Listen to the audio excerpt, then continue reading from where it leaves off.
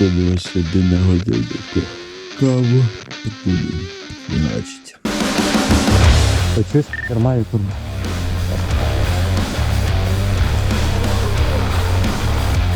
Папка, Яка? нормально. Сюда на помощь, бля! На сломаним деревом. Приподнимай. Так вони ж пілоти. Інструктор такий, да? Ми думали штурмовики. Ладно, не будемо вас так сильно ганяти. Така малята. Звати мене Максим, позивний Панда. Я пілот К-2, на бомберах борти Аутел. Працював інженером сонячних електростанцій. В один момент все-таки вирішив долучитись добровільно до лав К-2. Жив до цього в Ірпені, застав повномасштабку в Ірпені. Це як один з таких суттєвих, одна з суттєвих речей, яка вплинула на моє рішення. Про К-2 дізнався, звичайно, з медійки, бо медійка добре працює. Уявлення про армію було не дуже до того, але з ходом повномасштабки я побачив, що, в принципі, не все так погано. Біжимо, да?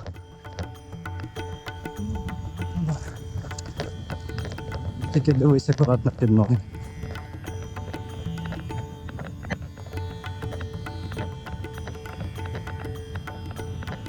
Тут типу генератор. Води. Трошки тут підрозділ. Навіть кава ще є, походу, бо... А, ні, то сах. Ладно. Місця набагато більше, ніж у нас на старому зимі, чесно кажучи. Папка, Яка? нормально. Мівіна, та там теж така ж. Видно. Это первый. Там такі самі. Нам поставили задачу проглянути стару позішку. Вже неодноразово в ту сторону бігали, іноді за дроном просто ж своїм же. Там мала заїжджати, по ідеї, піхота. В цілому я люблю побігати. Здавав нормативи, як казала, на штурмовика, тобі можна на штурмовика, і я кажу, ні-ні-ні-ні. Вот это вот паху. Робота є робота.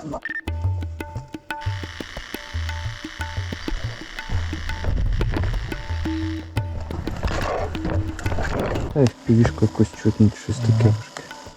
Перечекаю. Буває часто таке, що хочеш уже з БК виносить борт, але чуєш десь пташку, і зазвичай, якщо не знаєш, що це своя, ти ніяк і не дізнаєшся, в принципі, немає якби своїх дронів, є тільки ворожі, умовно кажучи. Коли ти знаєш, з ким ти працюєш, в основному і більш детально знайомишся, там, в бригаді, в батальйоні, то ти вже можеш так по зв'язку зв'язатись, там сказати, що поки що не літайте наді мною, тут буду роботи проводити, бо будемо там штани класти, і не зможемо працювати, або будемо збивати, якщо дуже назойливо буде. То іноді доводиться чекати, поки дрон відлетить. Я знаю, чого.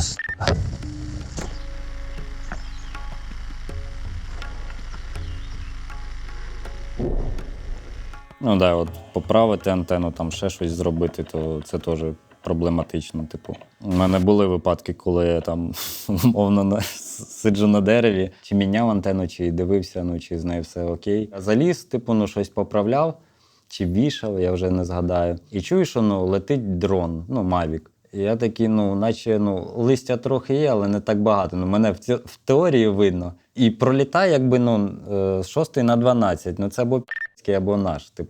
Наш би далі полетів. І я бачу, що наче пролітає. Такий, думаю, фух, А потім чую, що зупинився, десь бахнуло, і я поняв, на яку це позицію було зроблено скид, і він летить назад, але більш в мою сторону. Я, не знаючи, що робити, в принципі, чи висіти далі, чи ні, я просто, так зриваю і спригнув, а тоді ще убок порвав, і штани, мабуть, теж. Якби за деревом лежав, ти почекав, поки відлетить, він трохи покружляв і улетів.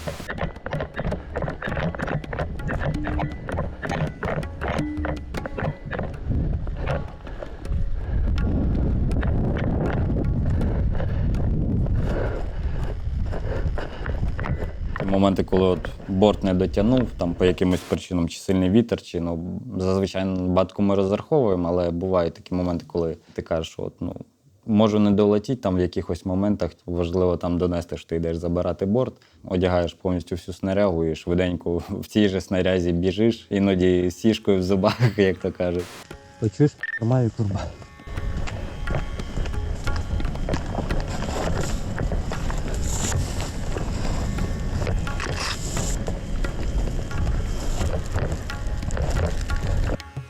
Там и вода была.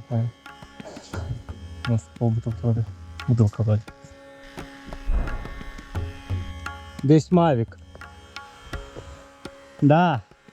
У нас там генератор довгий час, копанка така була, трохи води було, ще чогось. Типу. Почули якийсь такий, дивний звук, що наче десь дрон кружляє, з характерним таким звуком, як ЧК відстрелює запальнички саме, де й сидимо. Але потім чуємо, як щось тріщить. Ми такі, не поняли. Я виходжу такий, слухаю, щось реально потріскує. Визираю, дим такий.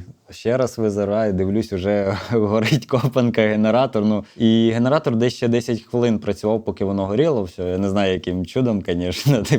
За рахунок цього ми ще на зв'язку були. І ми почали гасити пожежу, бо воно б дужче розгорілось би, і там би півпосадки би, мабуть, згоріло.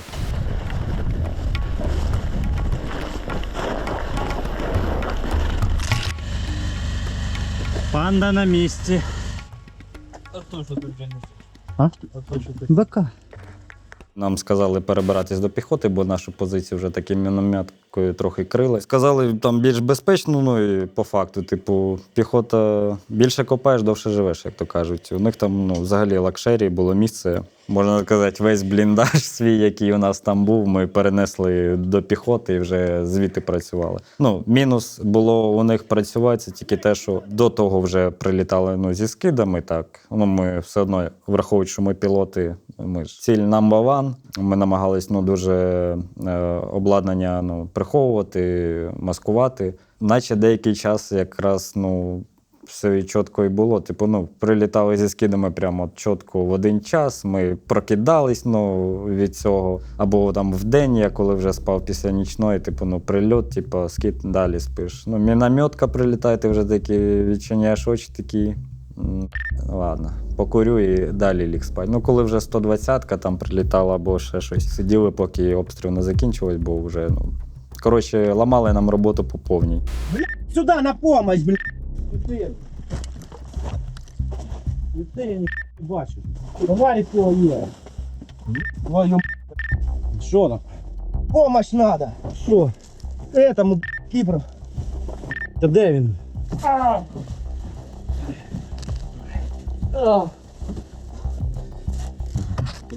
А оце момент, мабуть, коли GoPro-шка, якраз таки, коли я став 300-м, почала сама записувати. Просто скиди, обстріли були дуже близько. Постійно роз'їбало обладнання, ми замовляли ще там, бо вони не прицільно, щоб бачили обладнання, херачили по ньому, ні. Вони чисто уламками, або ще якось, його виводили з ладу. Я тоді спав, і не тільки я, там пару хлопців з піхоти. Я пам'ятаю цей момент, як воно, якщо знаєте це відчуття, коли отримуєш з кулача такий різкий удар в носа, оцей біль, оцей стан. Оцей стан я отримав тільки 10х. І ми такі, як оцей мем, де собака з кавою, будинок, який палає, сидимо, що робити, І коли вже приїхала М-ка, ми вже почали виносити всі кіпера, попередньо діли всю снарягу там, тоді якби ще умовна і ротація при цьому відбувалася, заходила інша піхота. На, воду. Кто просил? Та і я буду. Я думаю, всі будуть. Давайте, выдохни чуть-чуть. Да. Терпи. Вот она будет. Терпи. Давай. Смотри его. Приподнимай. Панда, поможешь? Сейчас все мы выйдем, бо там спереди важко будет. Ага. Так, панда, вставай спереди. Вот тут.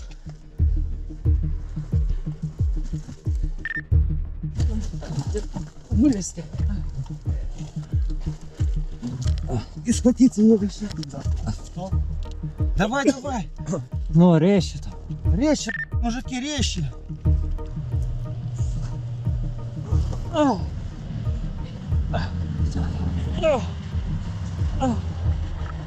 Резко выскакивай.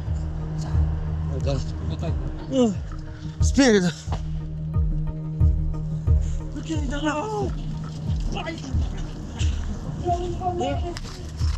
Дайте выгрузиться!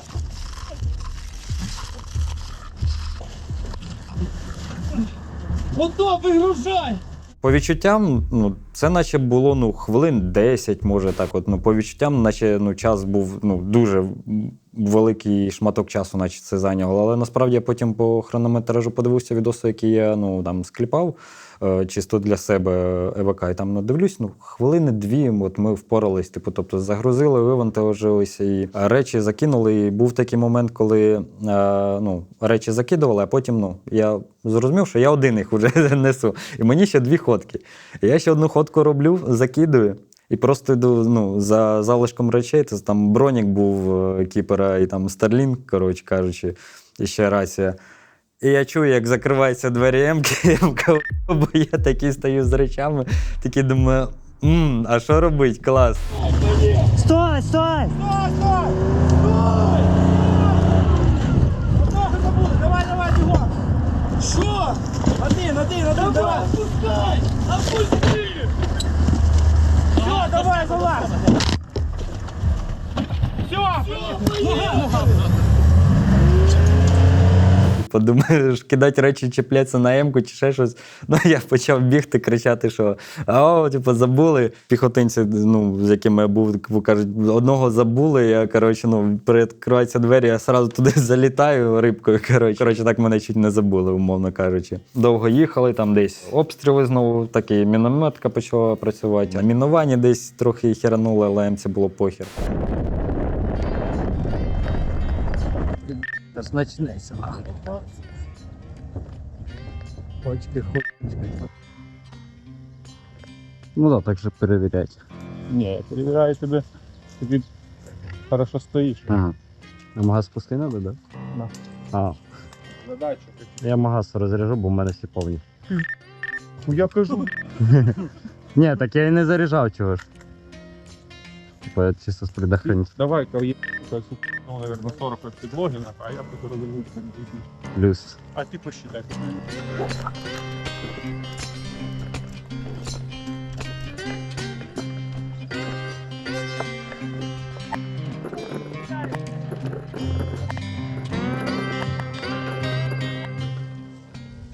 Чуєш, Тая? На говно, що ти? Стає.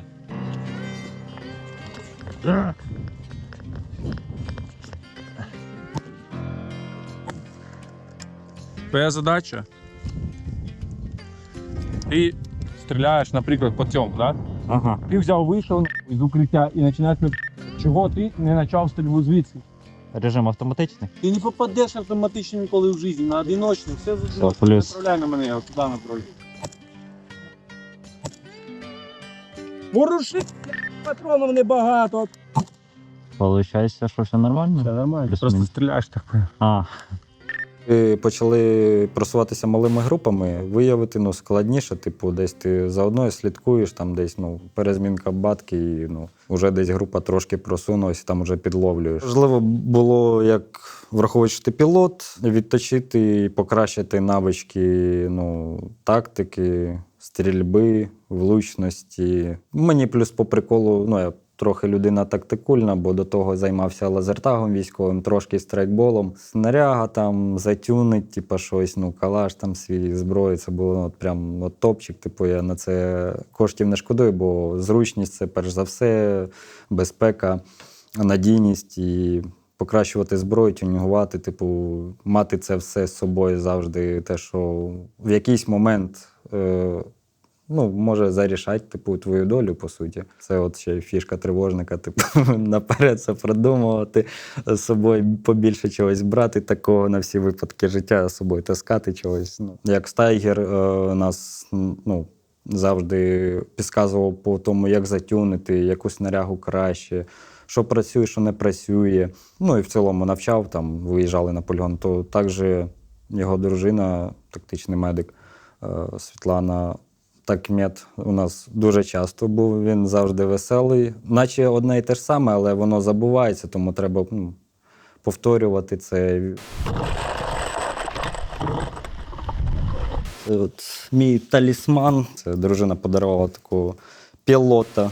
Правда, не дронів, але все одно. Ми тоді працювали ще в Верхньокам'янському, саме в селі, типу з підвалів, в лакшері, можна сказати. З часом рано чи пізно позиції паляться, і в результаті нам там підроз'їли, можливо, легенькі контузії були, але то таке.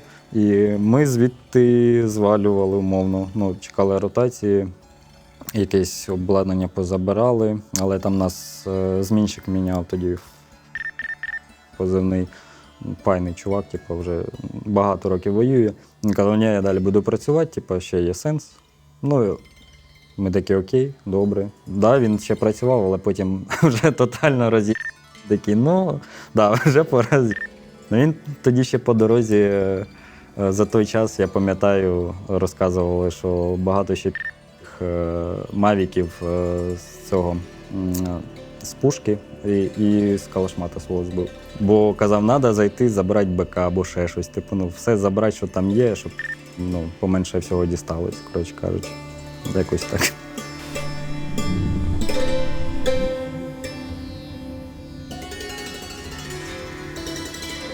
Четвертий вже. Четвертий.